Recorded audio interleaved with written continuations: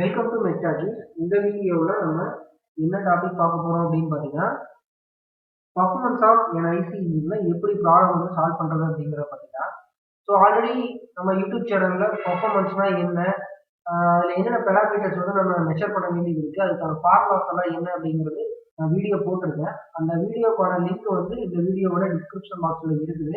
So அதை check பண்ணி பார்த்துக்கோங்க. இப்போ நம்ம டேரெக்டாக ப்ராப்ளம் போயிடலாம்.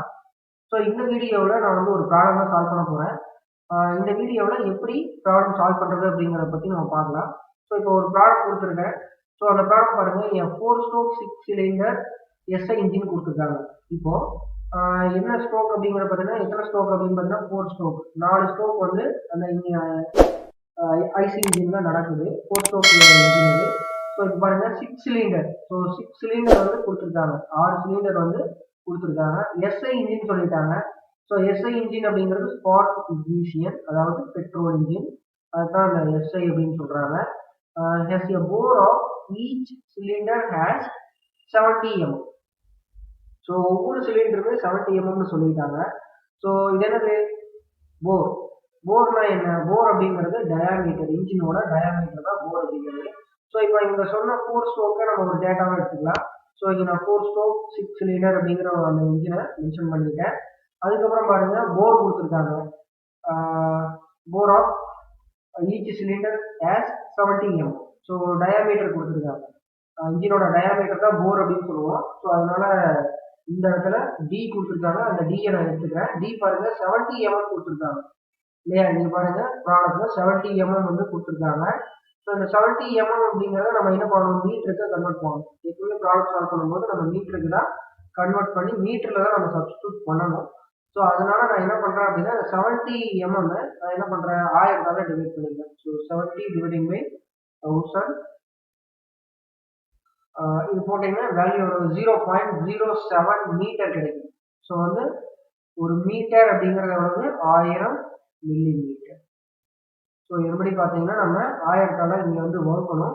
மில்லிமீட்டருக்கே 70 அப்படின்னு பார்க்கும்போது மீட்டருக்கு ரொம்ப கம்மியாக இருக்கும். ஸோ மில்லிமீட்டர் தான் சின்ன அளவு. சின்ன அளவுலேருந்து பெரிய அளவு போகும்போது இன்னும் வேல்யூ வந்து கம்மி பண்ணணும். ஸோ அப்போ வகுக்கணும் அப்படிங்கிற மாதிரி ஞாபகம் வச்சுக்கோங்க. சில பேருக்கு கன்ஃபியூஸ் ஆகும், நம்ம ப்ராடக்ட் பண்ணணுமா இல்லை டிவைட் பண்ணணுமா அப்படிங்கிறது.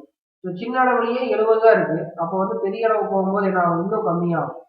ஸோ அப்போ 70 டிவைடிங் பை 1000. ஸோ இப்போ 0.07 மீட்டர் போரோட diameter. So number of cylinder வந்து 6. ஸோ நம்பர் ஆஃப் சிலிண்டரை கே அப்படிங்கிற இடத்துல நம்ம குறிப்போம். அந்த கே அப்படிங்கிறது தான் 6. போர் அப்படிங்கிறது சிலிண்டரோட டயாமீட்டர். அது வந்து ஸ்மால் டி, அதை வந்து 70 mm நம்ம கன்வெர்ட் பண்ணியாச்சு மீட்டருக்கு 0.07 மீட்டர். ஸோ அடுத்து என்ன டேட்டான்னு பார்க்கலாம். அடுத்த stroke of 100 mm.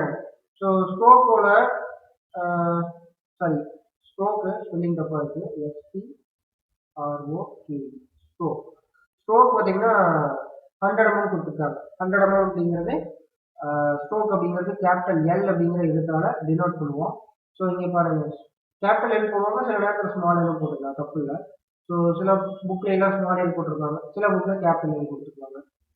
So L வந்து 100 mm கொடுத்துருக்காங்க. அதையும் நம்ம மீட்டர் கன்வெர்ட் பண்ணுவோம். இதையும் இதே மாதிரி நம்ம 1000 டிவைட் பண்ணோம் அப்படின்னா 0.1 மீட்டர் வந்து நமக்கு வேல்யூ கிடைக்கும்.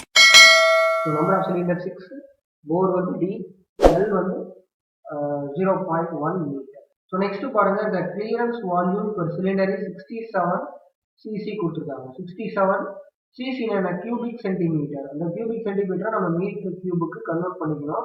ஸோ மீட்டர் கியூபுக்கு கன்வெர்ட் பண்ணுறதுக்கு 10⁻6 நம்ம டிவைட் பண்ணணும். கியூபிக் சென்டிமீட்டர்லேருந்து மீட்டர் கியூபுக்கு கன்வெர்ட் பண்ணுறதுக்கு 10⁻6 நம்ம டிவைட் பண்ணணும்.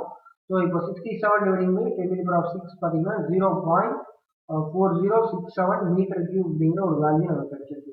ஸோ கிளியரன்ஸ் வால்யூமை நம்ம இப்போ எப்படி டினோட் பண்ணுவோம்? விசி அப்படின்னு டினோட் பண்ணுவோம். விசி, வி சஃபிக்ஸ் சி அப்படிங்கிற டேர்மால கொடுக்கும். அடுத்து பாருங்க, at a speed of 3300 RPM. So rotations per மினிட்ல கொடுத்துருக்காங்க. நம்ம எல்லாமே மீட்டருக்கு, செகண்ட்ஸுக்கு அந்த மாதிரி வச்சு தான் சால்வ் பண்ணிட்டு இருக்கோம். அதனால ஆர்பிஎம் அப்படிங்கிறத நம்ம ஆர்பிஎஸ்க்கு மாற்றிக்கணும். ஸோ 3300 RPM அப்படிங்கிறது ஸ்பீடு, கேபிட்டல் என். ஸோ இங்கே கேபிட்டல் என் வந்து நான் தனியாக எடுத்து எழுதிட்டேன். கேபிட்டல் என்னோட வேல்யூ 3300 RPM.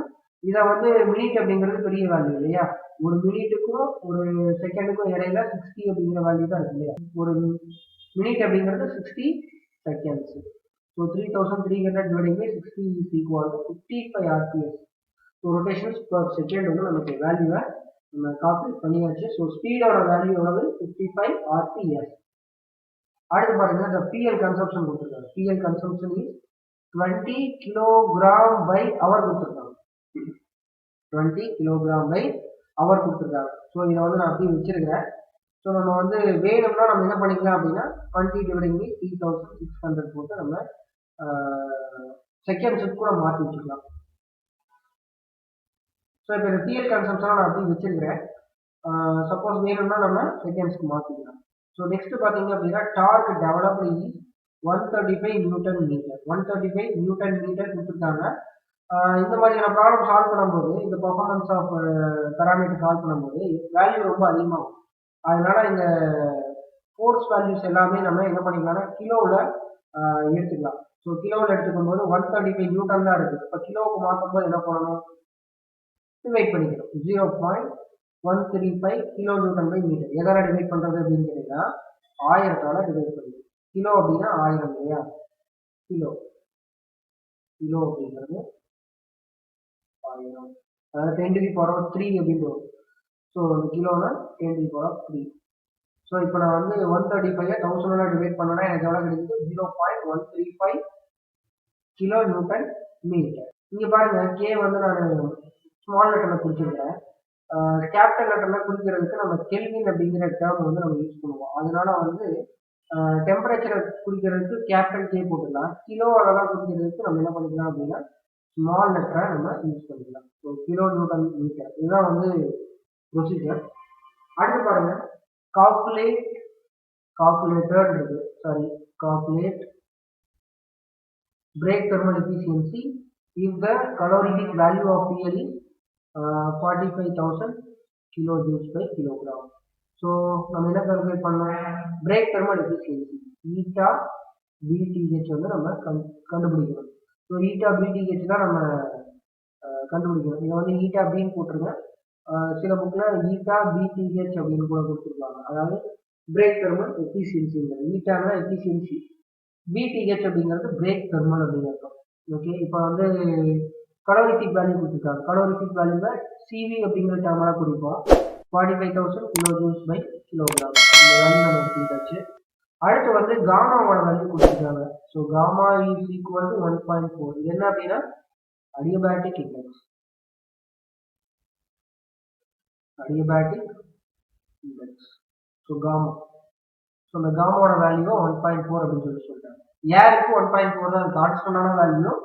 ஸோ இன்ஜின்குள்ளே எப்பவுமே நம்ம ஏர் தான் யூஸ் பண்ணுவோம். அதனால அது வந்து கொடுக்கணுங்கிற அவசியமே கிடையாது, நம்மளா வேணும்னா எடுத்துக்கலாம். இருந்தாலும் இந்த ப்ராப்ளத்தில் கொடுத்துருக்காங்க காமாவோட வேல்யூ 1.4. ஸோ இப்போ நம்ம என்ன கண்டுபிடிக்கணும், ஈட்டா பிடிஹெச் மட்டும் தான் கண்டுபிடிக்கணும், வேற எந்த டேர்மும் கண்டுபிடிக்க தேவையில்லை. ஓகே, எப்படி நம்ம கண்டுபிடிக்கிறதுங்கிறத பார்க்கலாம். இதெல்லாமே வந்து கிவன் டேட்டாஸ், நம்ம கொடுத்த டேட்டாஸ் பார்த்துக்கோங்க. கே அப்படிங்கிறது நம்பர் ஆஃப் சிலிண்டர், அதை கே அப்படிங்கிற இடத்துல குறிப்போம். டி அப்படிங்கிறது டயாமீட்டர், இன்ஜினோட சிலிண்டரோட டயாமீட்டர்.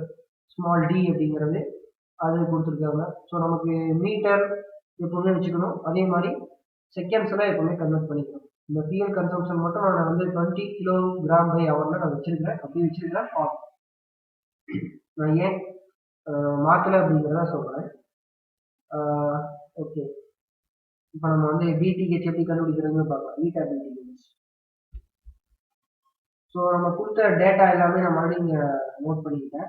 ஓகேவா, இந்த டேட்டா தான் நம்ம இது வரைக்கும் பார்த்தோம்.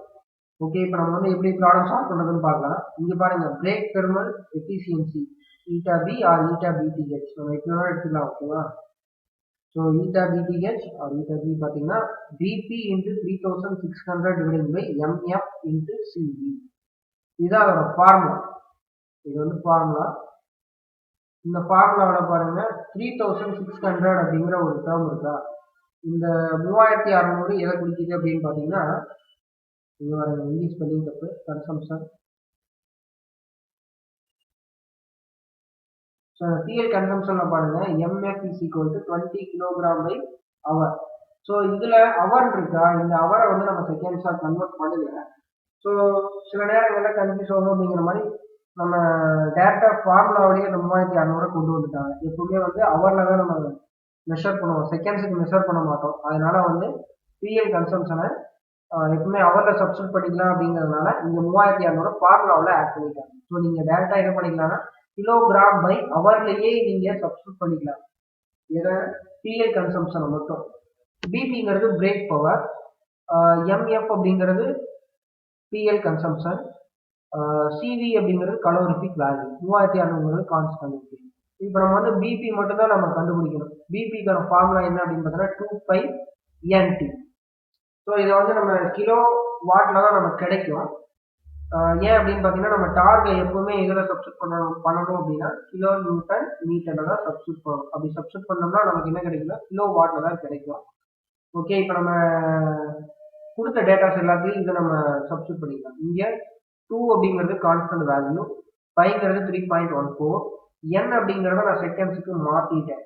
ஸோ 3300 ஆர்பிஎம் 55 ஆர்பிஎஸ்ன்னு சொல்லி கால்குலேட் பண்ணுவேன். இந்த 55 நான் என்ன பண்ணிக்கலாம்னா இங்கே சப்ஸ்டியூட் பண்ணிக்கலாம். அடுத்து டார்க் வந்து இங்கே டார்க் பார்த்தீங்கன்னா 0.135 கிலோ நியூட்டன் மீட்டர் அப்படிங்கிறத நான் என்ன பண்ணிக்கிறேன் இங்கே நான் எதில் சப்ஸ்டியூட் பண்ணிக்கிறேன் பாருங்க, கிலோ நியூட்டன் மீட்டரை தான் நான் கண்டுபிடிச்சிக்கிறேன். ஸோ அதை நான் இங்கே சப்ஸ்டியூட் பண்ணிக்கிறேன் கிலோ நியூட்டன் மீட்டரில்.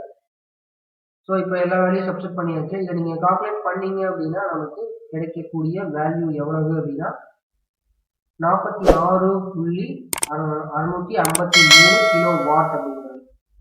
ஸோ இதான் வந்து பிரேக் பவர். பிரேக் பவர் அப்படிங்கிறது நம்ம கிராங்க் ஷாஃப்டில் எடுக்கக்கூடிய பவர், அதான் வந்து பிரேக் பவர் அப்படிங்கிறது. சரி, இப்போ நம்ம பிரேக் பவர் கண்டுபிடிச்சாச்சு. இதை வந்து நம்ம இந்த ஃபார்முலாவில் சப்ஸ்டியூட் பண்ணலாம். இந்த ஃபார்முலாவில் சப்ஸ்டியூட் பண்ணிக்கலாம்.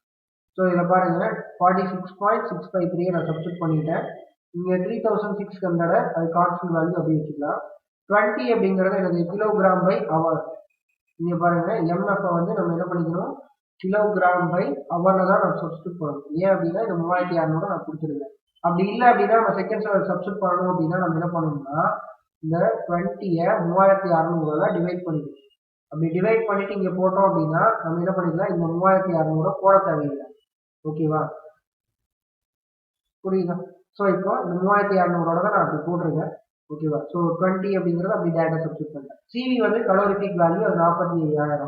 இந்த மாதிரி நம்ம ஒரே ஸ்டெப்ல நீங்க கொண்டு வரணும் அப்படின்னா இந்த மாதிரி பிராக்கெட் போட்டுக்கோங்க கால்குலேட்டர்ல. இந்த மாதிரி பிராக்கெட் போட்டு அதுக்கப்புறம் டிவைட் பட்டன் அமுத்திட்டு மறுபடியும் இதை வந்து நீங்க பிராக்கெட்ல அப்படியே சப்ஸ்டியூட் பண்ணீங்க அப்படின்னா இந்த வேல்யூ நமக்கு கிடைக்கும். இது எப்படி பர்சன்டேஜ்ல கன்வெர்ட் பண்றது? இதை பெருக்கணும், 100ஆல பெருக்கணும். 100ஆல பெருக்கிட்டீங்க அப்படின்னா 18.66% வந்து நமக்கு எஃபிஷியன்சி கிடைக்குது. எந்த efficiency? Break thermal efficiency. Break thermal efficiency எவ்வளவு இந்த ப்ராடக்ட்டுக்கு? 18.66%. ஸோ இவ்வளோதான் நமக்கு வந்து எஃபிஷியன்சி கிராங்க்ல கிடைக்குது இந்த ப்ராடக்ட்டை பொறுத்த வரைக்கும். சரியா? ஸோ இந்த பீட்டா ஆர் ஈட்டா பிடிஹெச்னு சில ப்ராடக்ட்ல டினோட் பண்ணியிருப்பாங்க. இது எவ்வளவு இந்த ப்ராடக்ட்டுக்கு? 18.66%.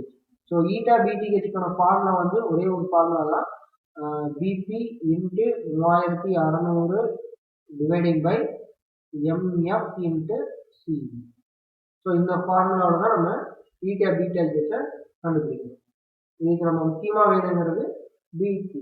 இந்த பிபி வேணும் அப்படின்னா நமக்கு என்ன வேணும்? டார்க் வேணும். இந்த டார்க் வந்து நம்ம மெஷர் பண்ணி அதுக்கப்புறம் நம்ம இங்கே கொண்டு வந்து சப்ஸ்டியூட் பண்ணணும். சிவி எல்லாம் கான்ஸ்டன்ட் வேல்யூ, எம்எஃப்ங்கிறது நம்ம ரீடிங் எடுக்கக்கூடியது. ஓகே, இந்த ப்ராப்ளம் வந்து உங்களுக்கு தெளிவாக புரிஞ்சிருக்குன்னு நினைக்கிறேன். இந்த ப்ராடக்ட்டை பற்றின கமெண்ட் செக்ஷன் சொல்லுங்கள். பாய்.